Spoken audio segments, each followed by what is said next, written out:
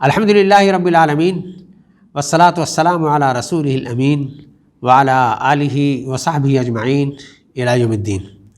ناظرین گرامی، السلام علیکم ورحمۃ اللہ وبرکاتہ۔ آج سیرت نبوی کے روشن اسباق سیریز میں اللہ کے رسول صلی اللہ علیہ وسلم کی غار حرا میں گوشہ نشینی کے سلسلے میں گفتگو ہوگی۔ انسان کی طبیعت اور اس کی اپنی فطرت ہی اصل اس کی رہنما ہوتی ہے۔ اللہ کے رسول صلی اللہ علیہ وسلم کے بارے میں ہم لوگوں نے جانا کہ آپ بچپن سے جوانی تک پھر 40 سال کی عمر تک اپنے معاشرے کے ہر فساد سے دور رہے، بلکہ اس زمانے میں جو حنفاء تھے، دین ابراہیمی کے پیرو تھے، جو نماز، روزہ، حج، طواف کے قائل تھے، اللہ کے رسول صلی اللہ علیہ وسلم انہیں کے ساتھ کی نیکیاں کرتے تھے۔ انبیاء کرام کی حفاظت روز اول سے اللہ تعالیٰ کرتا ہے، تو وحدانیت پر ایمان بھی ان کا ہوتا ہے، آخرت پر بھی اجمالی ان کا ایمان ہوتا ہے، انہیں حرام اور حلال کی تمیز بھی ہوتی ہے، اور ان سب کے باوجود مزید حق تک پہنچنے کے لیے ان کی جستجو، ان کی آتش شوق مزید بھڑکتی رہتی ہے، اور انہیں اس میں وہ حیران و پریشان ہوتے ہیں۔ اللہ کے رسول صلی اللہ علیہ وسلم کے بارے میں ہم لوگوں نے سیرت کی کتابوں میں یہ پڑھا کہ اللہ کے رسول صلی اللہ علیہ وسلم کی عمر جیسے جیسے آگے بڑھتی گئی، اور اس طرح سے آپ معاشرے کے فساد سے اپنے آپ کو بچا کر کے وہاں پہنچے، پھر پختگی کی عمر میں آپ کو حق کی تلاش میں مزید بے چین دن بدن ہوتے گئے، آپ کو اچھے اچھے خواب آنے لگے۔ کبھی آپ یہ خواب میں دیکھ رہے ہیں کہ کوئی روشنی آپ کے ساتھ چل رہی ہے، کبھی کسی درخت کے نیچے سے گزر رہے ہیں، وہاں کوئی آپ کو سلام کرنے کے لیے حاضر ہو رہا ہے۔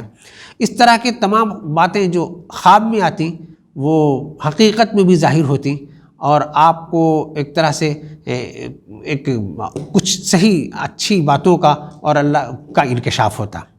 اللہ کے رسول صلی اللہ علیہ وسلم ان سب باتوں سے ایک طرح سے متاثر ہو کر کے اور اس حق کو پا لینے کے سلسلے میں اتنے بے چین ہوئے کہ آپ نے ایک روز یہ فیصلہ گوشہ نشینی کا فیصلہ کر لیا، اور مکہ معظمہ کے جبل نور کے اس معزز غار، جسے غار حرا کا نام دیا جاتا ہے، آپ نے وہاں گوشہ نشینی اختیار کر لی۔ کتابوں میں لکھا یہ ہے کہ اللہ کے رسول صلی اللہ علیہ وسلم گھر سے توشہ لے کر کے جاتے، اور کئی کئی روز تک وہیں اپنا غور و فکر، دھیان گیان میں وقت گزارتے، اور ان کو یہ جستجو ہوتی کہ جس راہ پر وہ لگے ہوئے ہیں وہ راہ اور واشگاف انداز میں ان کے سامنے واضح ہو جائے، جس حق پر وہ چل رہے ہیں اس حق کی حقیقت اور ان کے سامنے آشکارا ہو جائے۔ اسی سلسلے میں وہ غور و فکر کرتے۔ کئی مرتبہ کئی سوالات یہ ہوئے کہ اللہ کے رسول صلی اللہ علیہ وسلم وہاں رہ کر کیا غور و فکر فرمایا کرتے تھے۔ مورخین نے اس کے متعدد جواب دیے ہیں۔ علامہ شبلی نعمانی نے اپنی کتاب سیرت النبی میں حضرت ابراہیم علیہ السلام کے جواب سے آپ کے غور و فکر کا جواب تلاش کیا ہے۔ حضرت ابراہیم علیہ السلام بچپنے میں انہوں نے جب ستارے کی تجلی اور چمک دمک دیکھی تو انہوں نے کہا کہ یہ رب ہمارا رب ہو سکتا ہے۔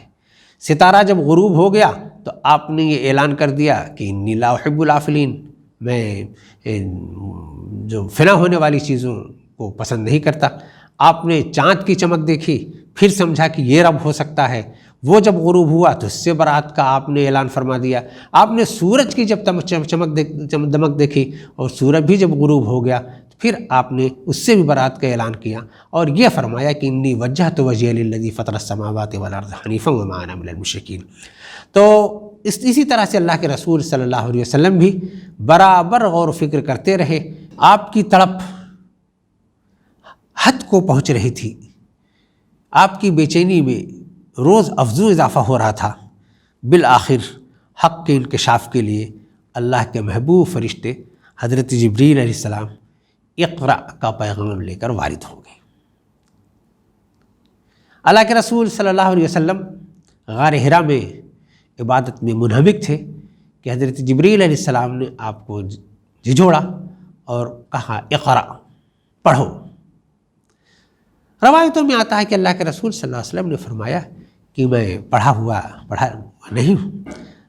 حضرت جبریل علیہ السلام نے 2 بار اصرار کیا، اس کے بعد اقرأ بسم ربک الذی خلق خلق الانسان من علق اقرأ وربک الاکرم الذی علم بالقلم علم الانسان ما لم یعلم، یہاں تک پڑھا اور اللہ کے رسول صلی اللہ علیہ وسلم کو پڑھایا۔ ایک طرف رسول پاک صلی اللہ علیہ وسلم کو اس حق کی جستجو تھی، اس کی طلب تھی، اور جب حق کا انکشاف ہو گیا، نبوت کا بوجھ آپ کے سر آ گیا، آپ کی بے چینی میں مزید اضافہ ہو گیا۔ آپ نے محسوس کیا کہ جان گھٹی جا رہی ہے۔ وہاں سے گھبراہٹ کی کیفیت میں گھر آئے، اہلیہ محترمہ حضرت خدیجہ سے فرمایا زملونی زملونی، مجھے چادر اڑا دو، چادر اڑا دو۔ اپنی کیفیت اندر سے بے چینی آپ نے بتائی۔ اہلیہ محترمہ مردم شناس بھی تھیں، زمانہ شناس بھی تھیں، طبیعت بھی ان کی صالح تھی۔ آپ نے تسلی دی کہ آپ تو اللہ کے نیک و صالح محبوب بندے ہیں، آپ مہمان نواز ہیں، آپ مظلوم کا ساتھ دینے والے ہیں، اللہ آپ کو ضائع نہیں کرے گا۔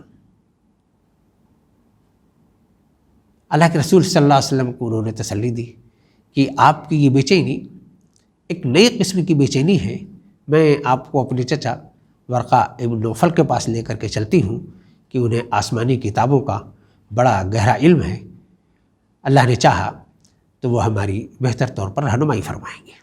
حضرت خدیجہ رسول پاک صلی اللہ علیہ وسلم کو لے کر ورقہ ابن نوفل کے پاس پہنچے۔ آپ نے پورا واقعہ ان کو سنایا۔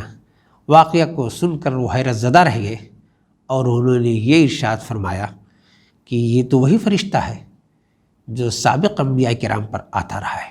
قریش اس کے پیچھے پڑ جائیں گے، اور اگر میں زندہ رہا تو آپ کی مدد میں کے لیے آؤں گا اور میں پیش رہوں گا۔ اللہ کے رسول صلی اللہ علیہ وسلم نے حضرت ورقہ بن نوفل سے کچھ سوالات کیے، انہوں نے آپ کے جوابات دیے اور اس سے آپ کو ایک طرح سے تسلی ہوئی۔ اب اللہ کی طرف سے نبوت کا عظیم فریضہ، بہت بڑا بوجھ آپ کے سروں پر آ چکا تھا۔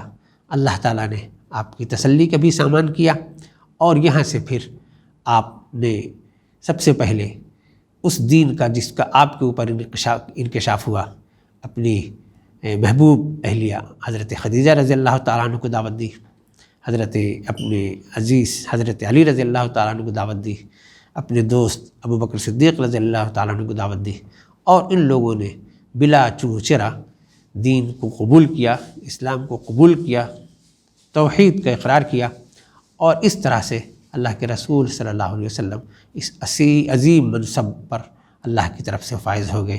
درود و سلام ہو پیارے رسول صلی اللہ علیہ وسلم پر۔ اللہم صلی علی محمد وعلی آل محمد وبارک وسلم۔